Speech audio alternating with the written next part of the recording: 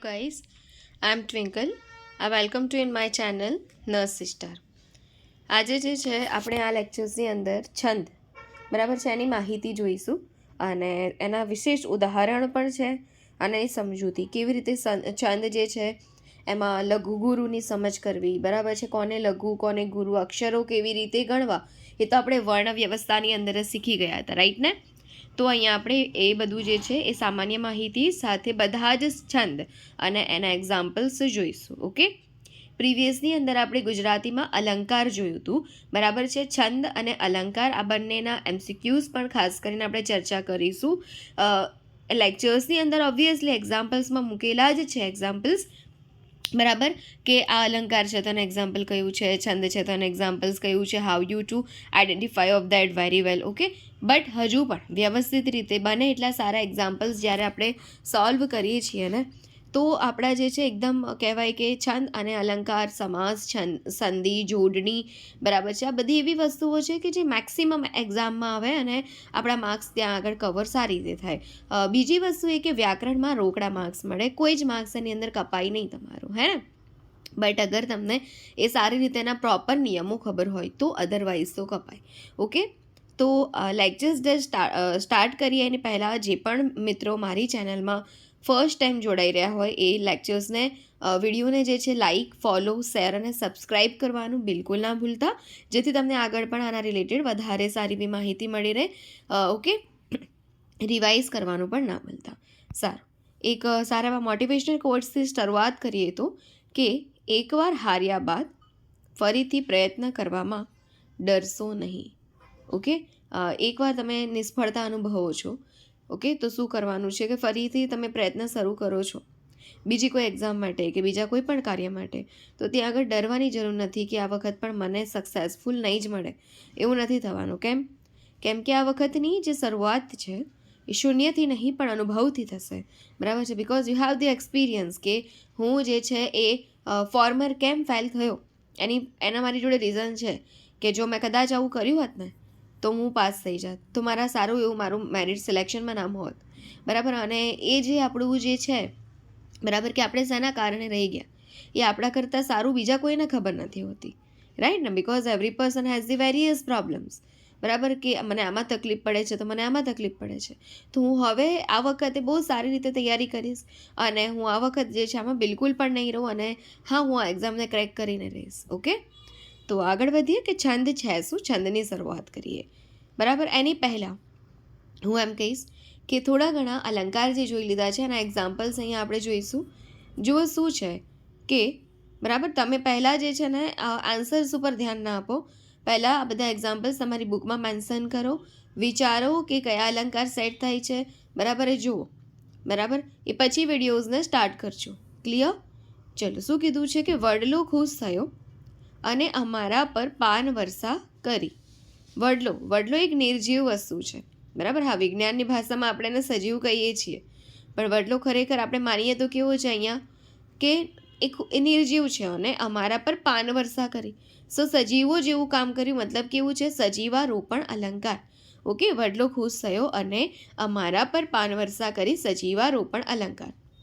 એ પછી જુઓ, તેના ધનુષ ટંકારની સાથે જ શત્રુઓ મરવા લાગ્યા, બરાબર. તેના ધનુષ ટંકારની સાથે શત્રુઓ મરવા લાગ્યા એટલે કે એને જસ્ટ ધનુષ ટંકાર કર્યો, જસ્ટ બાણ ખેંચ્યું છે કે બધા શત્રુઓ જે સામે ઊભા હતા ને એ બધા મરી ગયા. ટપોટપ થાય આવું ના.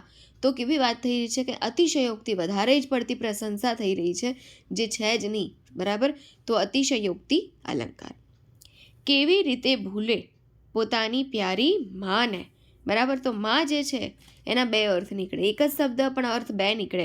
માં એટલે માતૃભૂમિ પણ, માને એટલે માનવું પણ થાય, અને માં એટલે કે જનતા, બરાબર, એની જનેતા માં જે છે એ પણ થાય. તો માના જે છે અહીંયા એક કરતાં વધારે અર્થ નીકળે છે અને કહેવાય શ્લેષ અલંકાર, બરાબર. હવે સૂર્યદેવ તમારા કિરણોએ શું ધોળું કર્યું, બરાબર. અંધકારનું મુખ તો કાળું થઈ ગયું છે. પહેલાં પ્રશંસા કરી, સૂર્યદેવ તમારા કિરણોએ શું ધોળું કર્યું, બરાબર. અંધકારનું મુખ તો કાળું થઈ ગયું છે, નિંદા. તો કયું આવશે? વ્યાજ સ્તુતિ અલંકાર, જેમાં શું હોય? પ્રશંસા અને નિંદા, બરાબર. ઓકે, પૂજ્ય બાપુનું હૃદય ફૂલ કરતાંય કોમળ હતું. બરાબર, કોના કરતા હતા? કે ફૂલ કરતાંય કોમળ. વ્યતિરેકતાની વાત થઈ છે એટલે વ્યતિરેક અલંકાર આવે.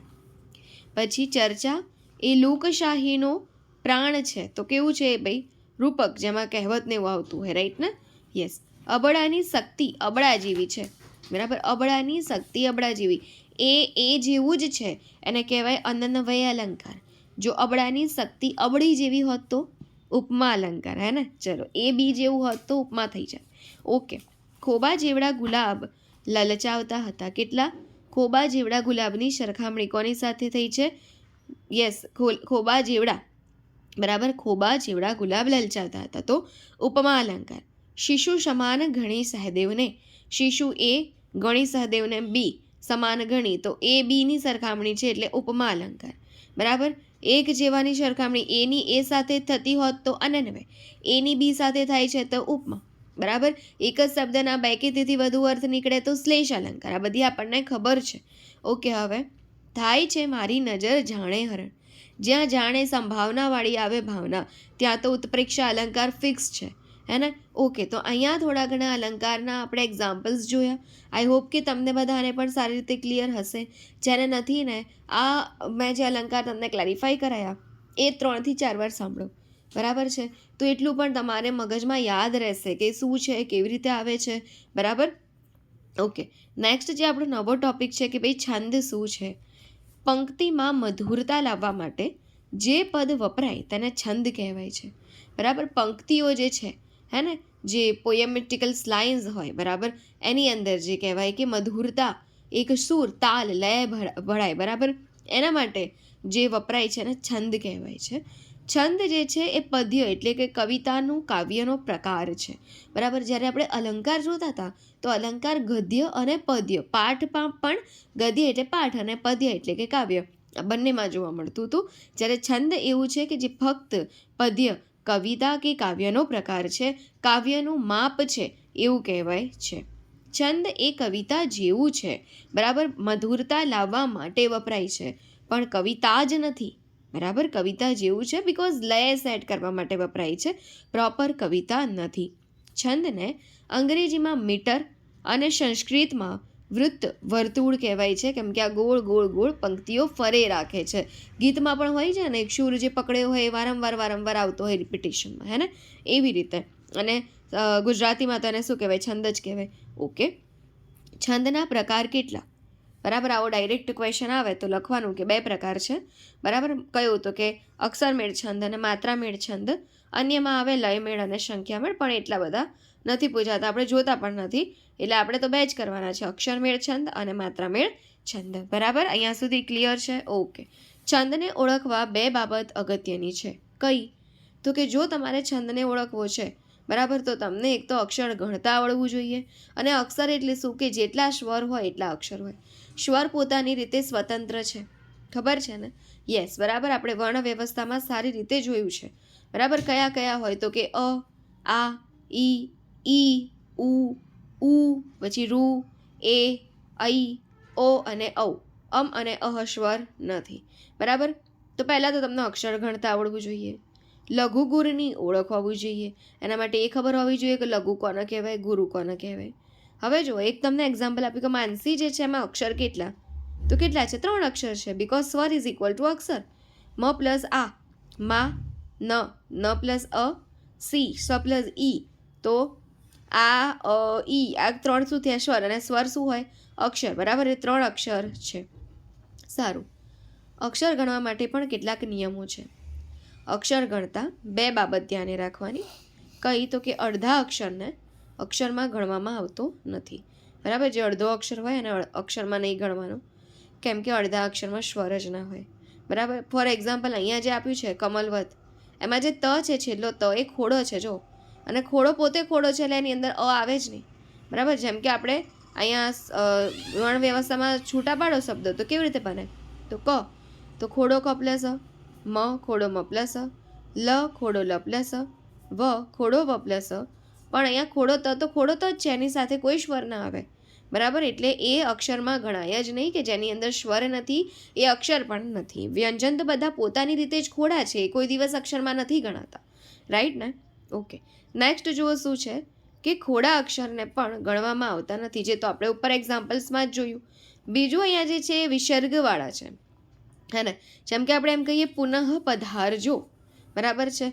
તો અહીંયા જે બે ડોટ મૂક્યા છે ને એનો ભાર લાગે, આપણે હ બોલીએ છીએ, પણ એને કોઈ અક્ષર નથી ગણવામાં આવતું, બરાબર? તો અહીંયા ટોટલ અક્ષર કેટલા જુઓ તો પુ 1, ન 2, પ 3, ધા 4, ર 5 અને જો 6. એટલે પુનઃ પધારજોમાં કેટલા અક્ષર તો કે 6 અક્ષર છે, બરાબર? હવે જે વિશ્વાસ, એમાં જો અડધો અક્ષર આવ્યો, બરાબર? એટલે એને તો અડધા અક્ષરને કેવો ગણવાનો જ નહીં, પણ એની સાથે જે જોડાયેલો છે એને આપણે ગણવાનો. એટલે વી એટલે 1, શ્વા 2 અને શ 3, બરાબર? એટલે અહીંયા 3 અક્ષર થાય. તો અક્ષર ગણવા ખાસ જરૂરી છે છંદને ભણવા માટે. હવે જો અહીંયા એક આખું સેન્ટેન્સ આપ્યું છે અને એના અક્ષર તમારે કાઉન્ટ કરવાના છે, બરાબર? તમે પણ તમારી બુકમાં લખો અને કાઉન્ટ કરો, બરાબર? અમારા દાદા જ્યાં જ્યાં જાય ત્યાંથી વિપુલ વડ લઈને આવે છે. અમારા એટલે કે 3 અક્ષર થઈ ગયા, દાદા 4 ને 5, જ્યાં જ્યાં એ જોડાયેલો છે, જોડાક્ષર એક જ ગણાય, બરાબર? એટલે 6 અને 7, જાય 8, 9, ત્યાં એક જ ગણાય કેમ કે જોડાયેલો છે અને અડધો અક્ષર જોડાયેલો એક જ ગણાય ને. એટલે શું આવે 10, 11, પછી ઘણો આગળ એવી રીતે 12, 13, 14, 15, 16, 17, 18, 19, 20, 21 ને 22. કેટલા અક્ષર થયા? 22. તમે પણ લખો, તમે પણ ગણો અને પછી જુઓ કે ઓકે છે કે નહીં. ઓકે, હવે અક્ષર જે છે જે ધ્વનિમાં સ્વરનો સમાવેશ થાય તેને જ ભાષામાં અક્ષર કહેવાય, બરાબર? જે ધ્વનિમાં સ્વરનો સમાવેશ થતો હોય તેને ને તેને જ ભાષામાં શું કહેવાય? અક્ષર. કેમ કે સ્વર ઇઝ ઇક્વલ ટુ અક્ષર. જેમ કે જુઓ નીચે આપ્યું છે જાગૃતિ, તેમાં કેટલા અક્ષર છે? 3. વિચારશીલ કેટલા અક્ષર છે? 1, 2, 3, 4 ને 5, બરાબર? તો આવી રીતે ગણતા આવડવું જોઈએ. હવે પ્રોપર આપણે જોઈએ કે લઘુ ગુરુની ઓળખ, બરાબર? તો લઘુને જે છે આપણે માની લો કે હવે અક્ષર ગણતા તો આવડી ગયું, બરાબર?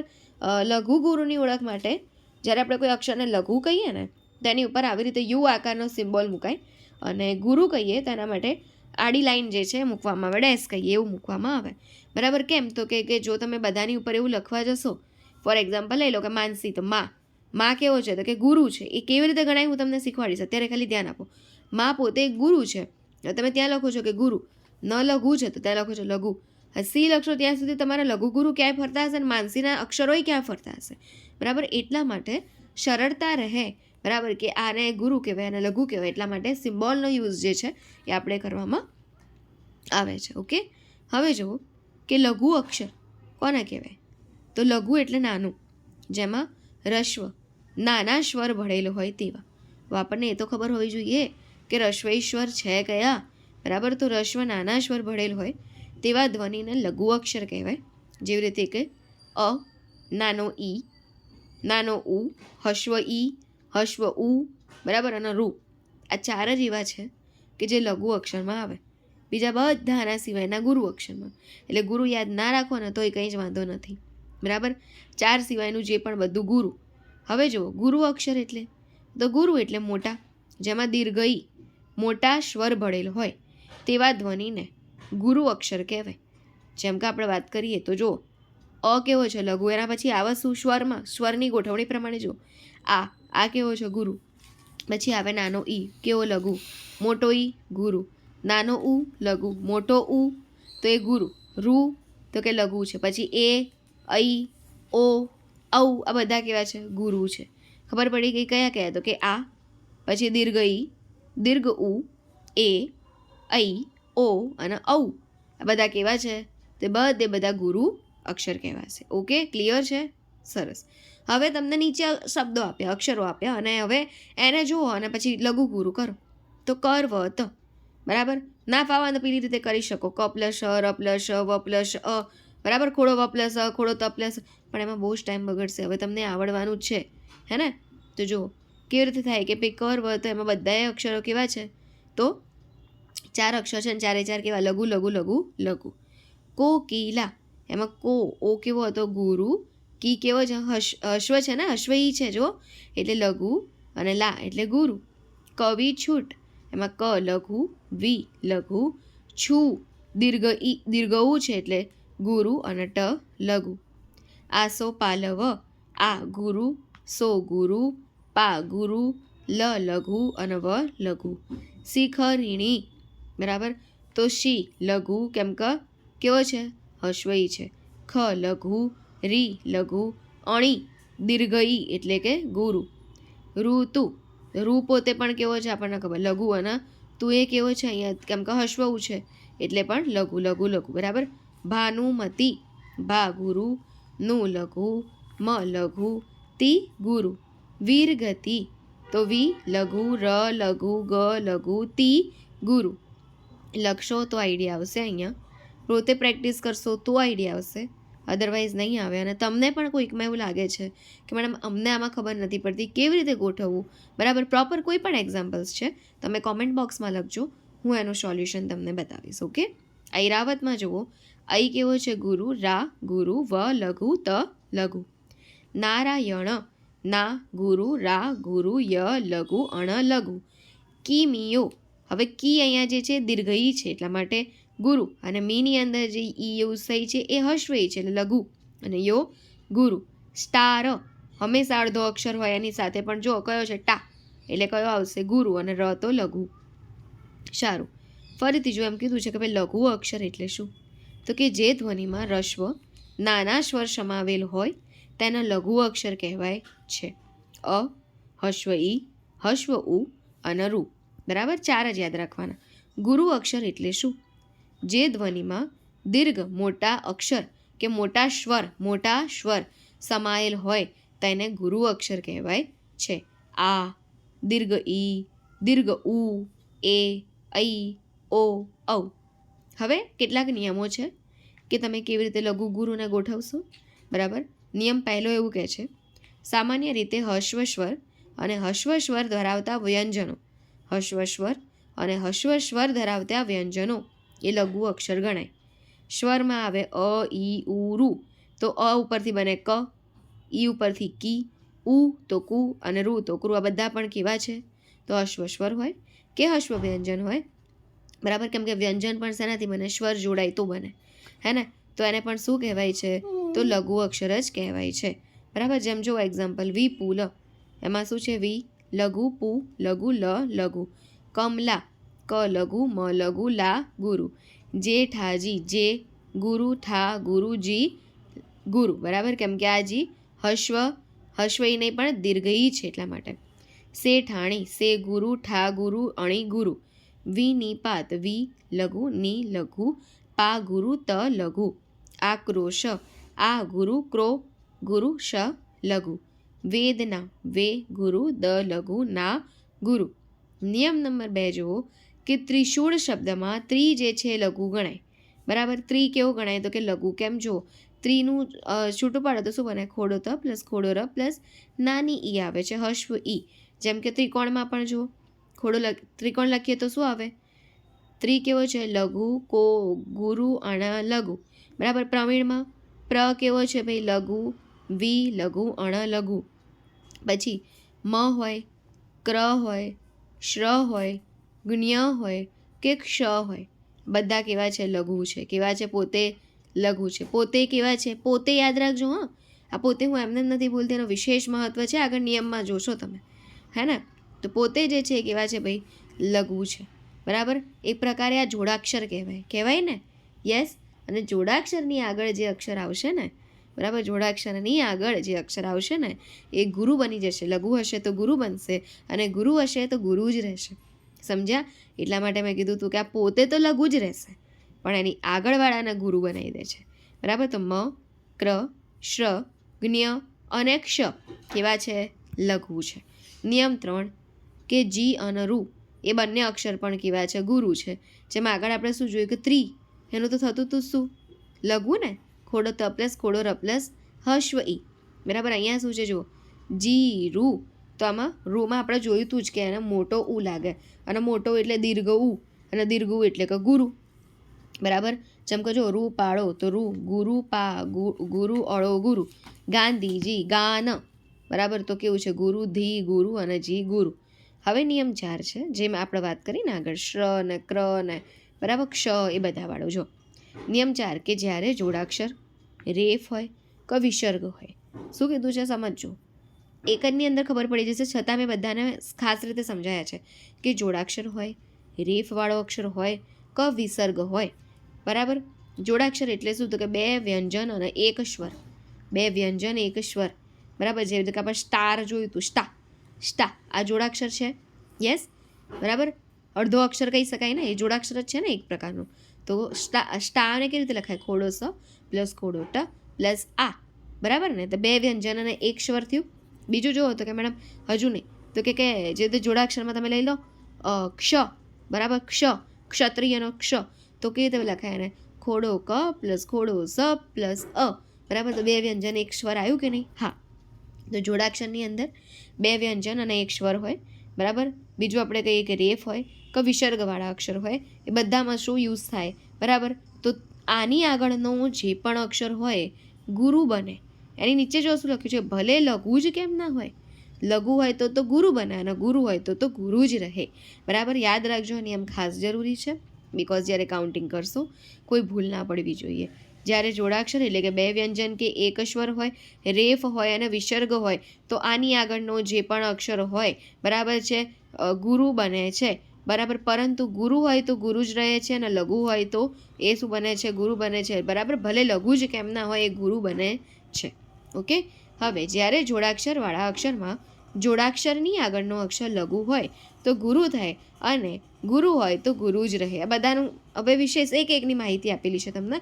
જોડાક્ષરની, રેફની અને વિસર્ગની એક્ઝામ્પલ સમજાયા છે, એનું એ જ છે, બરાબર. સ્વચ્છ, તો અહીંયા શું છે? જો બંને કેવા છે? જોડાક્ષરવાળા. એટલે શું કરીશું? જો કે છ કેવો પોતે લઘુ, અને એની આગળ જોડાક્ષર જ છે ને, એની આગળવાળાના ગુરુ કરી દો. એના તો તમે લઘુ જ રાખવાનો છે, બરાબર. એટલા માટે એની પાછળ પાછું કંઈ છે એ નહીં, બરાબર. એટલા માટે તો કેટલા અક્ષર થાય? બે, બરાબર. હવે અસત્ય, ત્ય, ત્ય કેવો છે ભાઈ? અડધા અક્ષરવાળો જોડાક્ષર છે કે નહીં? હા.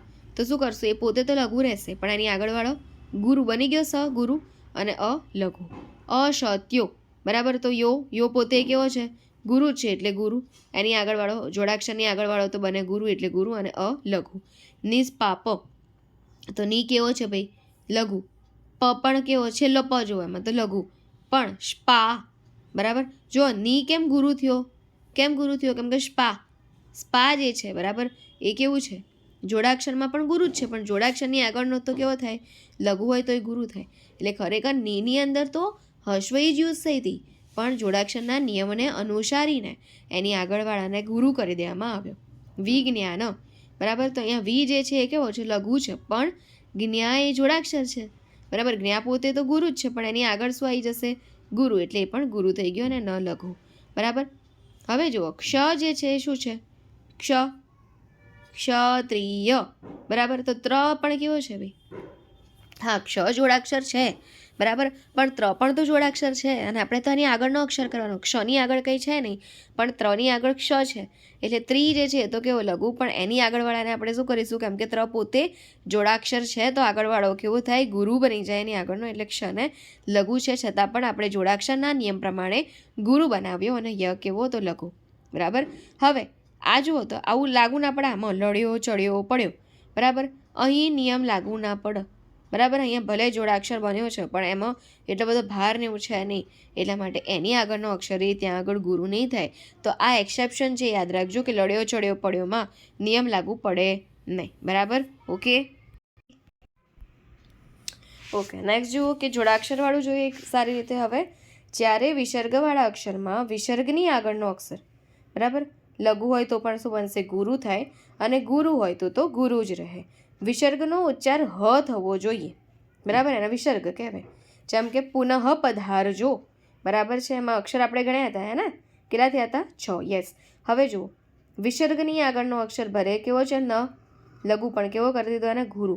ઉ લઘુ, પ લઘુ, ધા ગુરુ, ર લઘુ, અને જો ગુરુ. Okay, clear.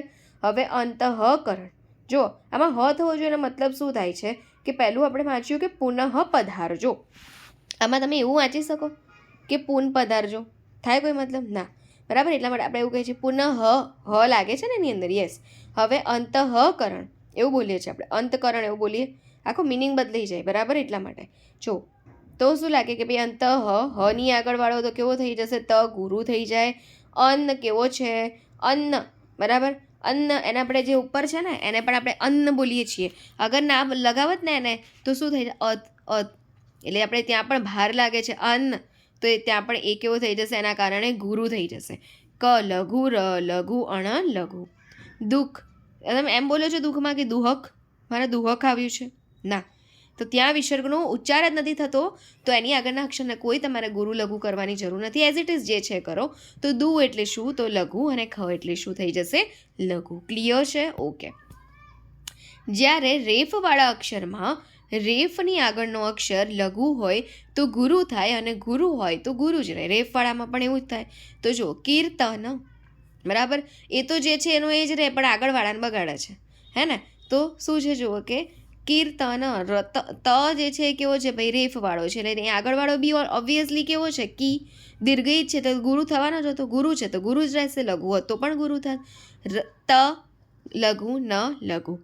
શૌર્ય, તેમાં પણ જુઓ તો રેફવાળાની આગળવાળો ઓબ્વિયસલી એ કેવું છે? દીર્ઘવું છે, એટલે એ ગુરુ થશે, અને ર્ય લઘુ.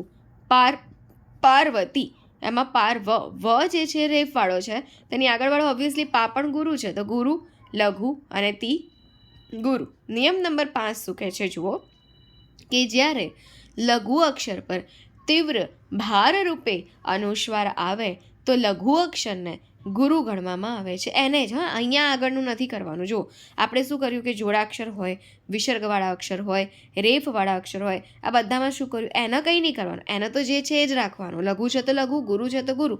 પણ એની આગળવાળો જે છે એને લઘુ હોય તો ગુરુ, અને ગુરુ હોય તો ગુરુ કરવાનું. આવું આપણે જોયું, બરાબર.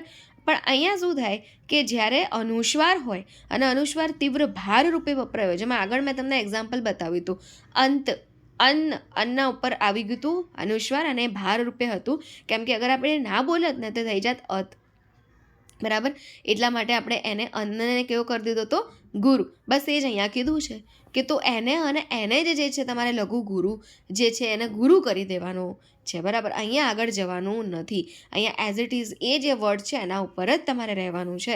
તો સંધિ, બરાબર. સધી બોલો, બદલાઈ ગયું, બરાબર. સન, ભાર લાગે છે, અનુસ્વાર વપરાય છે, યસ. તો શું આવે કે શન ગુરુ અને ધી લઘુ. ગંગા, ગગા એવું કહેવાય ને, ગંગા, તો ગંગ એટલે પણ ગુરુ, અને ગા એટલે પણ ગુરુ. પંકજ, બરાબર. પકજ કહેવાય ના, પંકજ, તો પન ગુરુ, ક લઘુ, જ લઘુ. હું, તું, છું, બરાબર. આ બધા કેવા છે ભાઈ? હું, તું, છું. આમાં ભાર લાગે આપણે હુન્ન, તુન્ન, છુન આવું બોલીએ છે ના, તો એમાં શું આવશે? એક્સેપ્શનલ. શું આવશે? લઘુ. જેમ પેલામાં નહોતું જોયું જોડાક્ષરમાં ચડ્યો, પડ્યો, લડ્યો, તો પણ કેવું વપરાય? એમાં એનો કોઈ યુઝ નહીં, એમાં લઘુ જ થાય પછી, હે ને? તો એટલા માટે અહીંયા પણ એવું છે. હું, છું, તું, એ કેવા છે ભાઈ? લઘુ, લઘુ ને લઘુ. એમ ચોમાસું, આપણે એમ કે ચોમાસું ના આવ્યું છે, નહીં. તો ચ એટલે કે ગુરુ, મા ગુરુ, અને શું? ભલે ઉપર અનુસ્વાર છે, ભાર નથી, એટલે લઘુ છે. ગાંધી, તો અહીંયા આપણે ગાધી કહીએ? ગાધી ના, ગાંધી.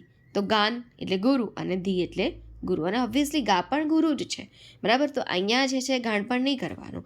પછી જો ગુરુ છે તો ઉપર અનુસ્વારનો ભાર લાગે ના લાગે, ગુરુ છે તો પછી ગુરુ જ રહેવાનો છે. દીર્ઘઈ છે તો ઉપર ચિંતા, બરાબર છે, એ તો હશ્વી વપરાય, એટલે ચિંતા છે તો એ ગુરુ થશે. પણ જે ઓબ્વિયસલી એની પાછળ માત્રા જ ગુરુની લાગેલી હોય તો પછી તમારે અનુસ્વારને બોલવા જવાની જરૂર નથી, એ ગુરુ જ થવાનો છે, બરાબર.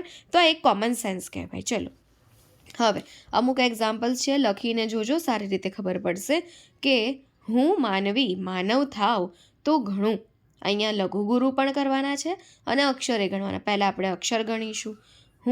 હું એટલે 1, માનવી 2 3 4 5 6 7 8 9 10 11 12. સ્ક્રીન છે તમારી જોડે એટલે ડાયરેક્ટ જુઓ, હું ગણીશ. 12 અક્ષર છે. હવે હું, એમાં આપણે શું કીધું હતું કે લઘુ જ રહે, ભલે અનુસ્વાર છે. હું, છું, તું, એમાં તો લઘુ જ રહે, તો એ લઘુ છે. મા ગુરુ, ન લઘુ, વી ગુરુ, મા ગુરુ, ન લઘુ, વ લઘુ, થા ગુરુ, ઉ લઘુ, તો ગુરુ, ગ લઘુ, અણુ એવું કહીએ છે ના, તો એ પણ કેવો છે? લઘુ છે. હવે નેક્સ્ટ જુઓ, ચળકાટ તારો એ જ પણ તું જ ખૂનની તલવાર છે. ચળકાટ તારો એ જ પણ તું જ ખૂનની તલવાર છે. તો અક્ષર ગણીએ પહેલાં તો. ચળકાટમાં 4, તારો એટલે 2 5 6 7, 8, 9, 10, 11, 12, 13, 14, 15, 16, 17, 18, 19 ને 20 અક્ષર. હવે લઘુ ગુરુ કરો તો ચમાં લઘુ, અળમાં લઘુ, કા ગુરુ, ટ લઘુ, તા ગુરુ, રો ગુરુ, એ ગુરુ, જ લઘુ, પ લઘુ, અણ લઘુ, તુ લઘુ, જ લઘુ, ખુ ગુરુ, ન લઘુ, ની ગુરુ, ત લઘુ, લ લઘુ, વા ગુરુ, ર લઘુ અને છે પણ લઘુ. ઓકે, તમારે બુકમાં કરવાનું છે, અધરવાઇઝ બધું ઉપરથી રમશે. ઓકે, હવે એવા રે એવા અમે તેઓ કહે છે એવા રે. બરાબર છે. અક્ષર ગણો પહેલાં તો 1, 2, 3, 4, 5, 6, 7, 8, 9, 10, 11, 12, 13, 14 ને 15 અક્ષર છે. કેટલા? 15. હવે લઘુ ગુરુ કરો તો એ એટલે ગુરુ, વા એટલે ગુરુ, રે એટલે ગુરુ, એ એટલે ગુરુ, વા એટલે ગુરુ, અ લઘુ, મે ગુરુ, તે ગુરુ, ઓ ગુરુ, ક લઘુ, હે ગુરુ, છે ગુરુ, એ ગુરુ, વા ગુરુ, રે ગુરુ. નેક્સ્ટ જુઓ હવે. અમારા દાદા વિપુલ વડના ઝુંડ સરખા. તો અક્ષર ગણો પહેલાં તો 1, 2, 3, 4, 5, 6, 7, 8, 9, 10, 11, 12, 13, 14, 15 ને 16 અક્ષર. લઘુ ગુરુ કરો તો અ લઘુ, મા ગુરુ, રા ગુરુ, દા ગુરુ, દા ગુરુ, વી લઘુ, પુ લઘુ, લ લઘુ, વ લઘુ, ડ લઘુ, ના ગુરુ, જુન ગુરુ, ડ લઘુ, શ લઘુ, ર લઘુ, ખા ગુરુ. ઓકે, હવે જો નેક્સ્ટ શું છે કે તેણે પંખીની ઉપર પથ્થરો ફેંકતા ફેંકી દીધો. તો પહેલાં અક્ષર ગણીએ 1, 2, 3, 4, 5, 6, 7, 8, 9, 10, 11, 12, 13, 14, 15, 16, 17 ને 18 અક્ષર થયા. હવે લઘુ ગુરુ કરો. તે ગુરુ, અણે ગુરુ, પન એટલે ગુરુ આવશે, કેમ કે પન કહીએ છીએ, હવે પખી નહીં કહેતા, પંખી કહીએ છીએ એટલે પન ગુરુ, ખી ગુરુ, ની ગુરુ, ઉ લઘુ, પ લઘુ, ર લઘુ, પ લઘુ, થ લઘુ, રો ગુરુ, ફે ગુરુ, ખ લઘુ, તા ગુરુ, ફે ગુરુ, કી ગુરુ, દી ગુરુ, તો ગુરુ. બરાબર. તો આઈ હોપ કે અહીંયા જે એક ઇન્ટ્રોડક્શન ટાઈપ છે બરાબર છંદમાં, કે એની કઈ રીતની માહિતી આપણે જોઈ, કયા લઘુ હોય, ગુરુ હોય, અક્ષર કેવી રીતે ગણવા, એના નિયમો શું છે બરાબર, એ ખાસ કરીને આપણે જે છે અહીંયા જોયા. હવે જ્યારે આપણે નેક્સ્ટની અંદર મળીએ છીએ ટ્રાય કરીશું કે કયા કયા જે છે બરાબર છે અને એને કેવી રીતે આપણે જોઈશું. પણ એની પહેલાં ગણરચના જોઈ રહીએ કે ગણરચના કેવી રીતે થાય, પછી એના ડાયરેક્ટ જે છે બરાબર ટાઈપ્સથી શરૂઆત કરી શકીએ. હે ને. તો જો ગણરચના. હવે ગણ એટલે શું? તો કે ગણ એટલે 3 અક્ષરોનો સમૂહ. ગણ એટલે કેટલા? 3 અક્ષરોનો સમૂહ, એને કહેવાય ગણ. બરાબર. અને યતિ. યતિ એટલે શું? અટકવું. જ્યાં આપણે અટકીએ છીએ ને બોલતા બોલતા, જેમ હું પણ અમુક પૂર્ણ વિરામ રહું પછી બોલવાની શરૂઆત કરું, તો એ શું છે? યતિ છે, અટકવું. અને ગણ એટલે કે 3 અક્ષરોનો સમૂહ એટલે ગણ. આ વસ્તુ યાદ રાખજો, ખાસ ઇમ્પોર્ટન્ટ હવે થશે. જો એના માટેનું સૂત્ર છે યમા તારાજ ભાન સલગા. બરાબર. શું છે? યમા તારાજ ભાન સલગા. આના ઉપરથી આખું જે છે એ છંદની રચના તમારી નક્કી થશે. શું થાય? જુઓ, ય માતા બરાબર, પછી મા તારા, તારા જ, કેમ? 3 અક્ષરોનો એક સમૂહ એટલે ગણ થાય, એટલે 3 અક્ષરો લીધા છે અહીંયા. હે ને. તો ય માતા, મા તારા, તારા જ, રાજભા, જ ભાન, ભાન શ, ન સ લ, સ લ ગા. બરાબર. એટલે ટોટલ જો 8 થયા. રચના, નિશાની અને ગણ. હવે ય કેવો છે? તો કે લઘુ. ય માતાનું જુઓ, ય લઘુ, મા ગુરુ, તા ગુરુ, લઘુ ગુરુ ગુરુ, ય ગણ થાય. બરાબર. આમાં એવું યાદ રખાય કે જો ય માતા, રાજ ભાન સલગામાં આગળ ય માતામાં શું છે? ય તે ગણ છે. માતારામાં મ તે મ ગણ થયો. તારાજમાં ત આગળ એટલે ત ગણ. રાજભામાં ર આગળ એટલે ર ગણ. જભાનમાં જ આગળ એટલે જ ગણ. ભાનશમાં ભ આગળ એટલે ભ ગણ. નશલમાં ન આગળ એટલે ન વાળો ગણ. અને સલગામાં શ આગળ એટલે શ વાળો ગણ. આટલી ખબર પડી કે હવે લઘુ ગુરુ જો. ય માતામાં આપણે જોયું ય લઘુ, મા ગુરુ, તા ગુરુ. બરાબર. તો લઘુ ગુરુ ગુરુ ય ગણ કહેવાય. મા તારા, મા ગુરુ, તા ગુરુ, રા ગુરુ, ગુરુ ગુરુ ગુરુ, મ ગણ કહેવાય. તા રાજ, તા ગુરુ, રા ગુરુ, જ લઘુ, ગુરુ ગુરુ લઘુ, તો ત ગણ કહેવાય. રાજ ભા, રા ગુરુ, જ લઘુ, ભા ગુરુ, તો ગુરુ લઘુ ગુરુ, આ ર ગણ કહેવાય. જ ભા ન, જ લઘુ, ભા ગુરુ, ન લઘુ, લઘુ ગુરુ લઘુ એટલે કે જ ગણ બને. ભા ન શ, ભા ગુરુ, ન લઘુ, શ લઘુ, ગુરુ લઘુ લઘુ એટલે ભ ગણ બને. ન શ લ, 3 લઘુ, લઘુ લઘુ લઘુ, ન ગણ બને. બરાબર છે. સ લ ગા, શ લઘુ લ લઘુ ગા ગુરુ, એટલે લઘુ લઘુ ગુરુ હોય તો શ ગણ બને. આ ઉપરથી ઘણી બધી રચના જે છે તમારી ક્લિયર થશે. જેમ આપણે પેલું ભણ્યા તૈયાર છે કે તાલવ્ય, બરાબર છે, કંઠવ્ય, મૂર્ધન્ય, ઓષ્ઠ્ય, દંતવ્ય, આની અંદર જે રીતે આપણે યાદ રાખ્યું હતું ને એઝ ઇટ ઇઝ ટેબલ, એવી રીતે અહીંયા પણ યાદ રાખવું પડશે. કેમ કે જો આ આવડશે તો તમે એને ઉદાહરણને ક્લેરિફાઈ કરી શકશો કે શું છે એકચ્યુઅલી. બરાબર. હવે છેલ્લે લ અને ઘા છે, એમાં લ એટલે કે લઘુ માટે યુઝ થયો છે અને ગા ગુરુને આઈડેન્ટિફાઈ કરે છે. એટલે લઘા અને ગગાનો ઉપયોગ છંદમાં રહેલા ગણને ગોઠવવામાં થાય છે. બરાબર. ગણમાં નથી થતો, છંદને ગોઠવવામાં થાય છે. છંદમાં રહેલા જે ગણ છે ને એને ગોઠવવામાં થાય છે. બરાબર. એટલે કે લઘા જે છે ગણ નથી. ગણ કેટલા? તો કે 8 ગણ છે. બરાબર. કયા? ય મ ત ર જ ભ ન શ. બરાબર. એ. બરાબર. Okay, clear. કયું સૂત્ર યાદ રાખશો એ બધું આવડશે. યમા તારા જ ભાન સલગા. બરાબર. Okay, clear. હવે કેટલાક ક્વેશ્ચન જુઓ કે છંદમાં ગણ કેટલા? 8. કયા? ય મ ત ર જ ભ ન શ લ ગ. બરાબર. થઈ ગયા? યસ. હવે બરાબર, લ ગ આવે? નહીં આવે ને? તો લ ગ આવશે નહીં. એના સિવાયના બધા ફરી જુઓ. ય મ ન ત ર જ ભ ન શ. બરાબર છે? ક્લિયર હે ને? તો હા, યસ.